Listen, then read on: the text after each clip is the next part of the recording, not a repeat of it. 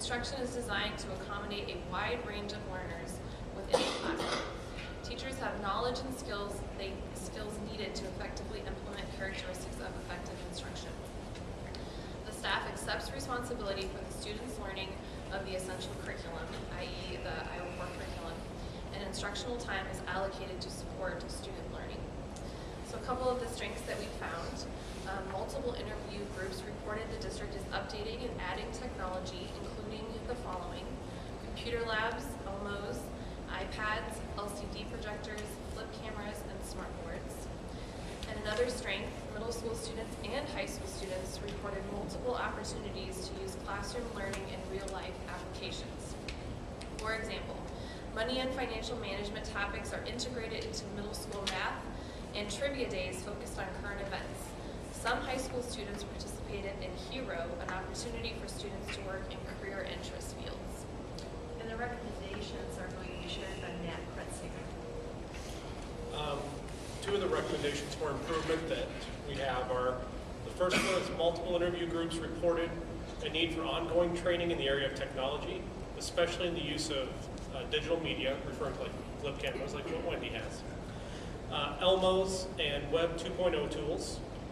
Training staff in the use and integration of technology in the learning process will increase the likelihood of meeting the diverse needs of instructional student learners.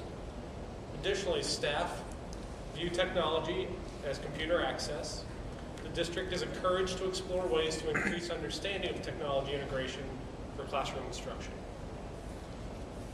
The second one is multiple interview groups reported the need for better communication of IEP accommodations and program modifications. Individuals reported multiple general education teachers were not aware of students who were entitled for special education services or their IEP accommodations. Paraeducators reported not being informed of the specific aspects of the IEP. High school teachers reported their only source of information is a blue sheet of information. The district is encouraged to design and implement a process to communicate to all individuals who work with students with special needs about the aspects of the IEP. Thank you. The next area is professional development, and Rob Kleinhoff is going to share. For professional development, in an improving district, staff is qualified for assignments and engages in ongoing learning, opportunities to improve effectiveness. Student achievement and other sources of data are used to set goals for professional development. The district provides professional learning opportunities that include theory, demonstration, practice, and coaching. A noted strength: the district continues to allocate resources to the district's ongoing professional development focus, KU strategies, and content enhancement routines. Additionally, the district continues to collect and use KU teaching implementation data. Efforts such as these contribute to and sustain a focus for professional development over time and assist the district in determining the effectiveness of the KU strategies and routines. These elements are noted as essential elements of an effective professional development plan in the Iowa Professional Development Model. And a recommendation: multiple interviewees reported work has been accomplished in developing curriculum maps. The district is encouraged to consider as a next step the K-12 vertical and cross-content articulation and alignment of skills and topics taught. The action could assist in identifying curricular gaps and overlaps, ensuring a guaranteed and viable curriculum, and ensuring each student will learn the essential concepts and skills of the Iowa Core. Consider contacting the district's partnership director from Heartland AEA to coordinate assistance with curriculum alignment. Thanks, Rod. The last area that we're going to share in this part of our report is monitoring and accountability, and Susan Hayes will share that. In an improving district or school, the district and school establishes a comprehensive system that monitors and documents performance of student progress, curriculum, instruction, programs, and initiatives. Results from assessments drive the goal setting and decision-making process. Leadership supports a system that regularly analyzes student performance and program effectiveness. Instructional decision-making utilizes a process of collecting, analyzing, and summarizing data. Some of the strengths we noted: were that general education teachers, principals, and instructional coaches reported data days are provided to allow teachers to study and use data for instructional purposes.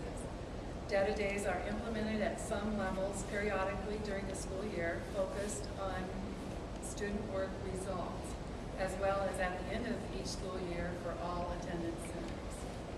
Another strength was that parents reported multiple ways they receive information from the school regarding student progress.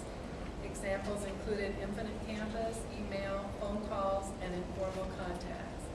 Parents also reported they feel comfortable contacting teachers on their own as issues arise.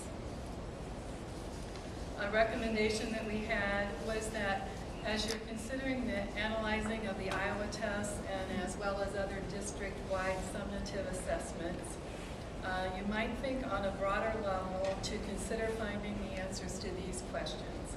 What trends are data showing? What trends are evident among subgroups? And how are the programs being implemented impacting student academic growth?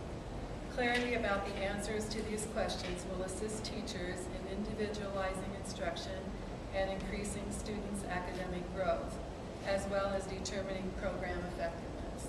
Consider contacting the district partnership director from Heartland AEA to coordinate assistance.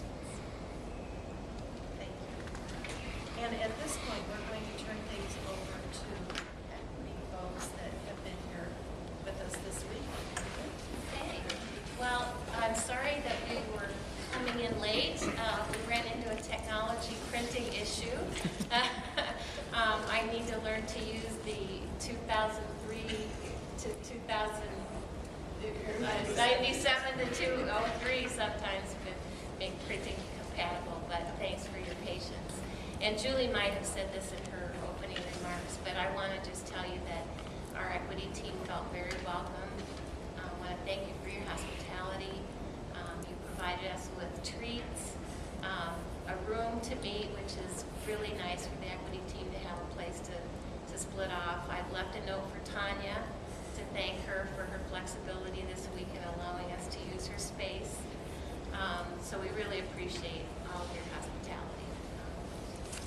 So as you know, we talked a little bit about in the opening that our report has 7 areas as well. There's seven different areas than the accreditation report. So we also will go through each section of our report and share some of the strengths that we found, some of the concerns or recommendations that we have, and the areas of non-compliance. So we're just going to go through this section by section as well.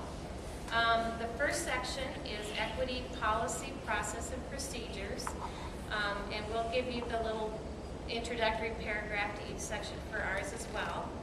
This section includes issues related to the board policies, the functioning of the equity coordinator, the grievance procedure, and the dissemination of information regarding those 3 items to parents, staff, students, and the community.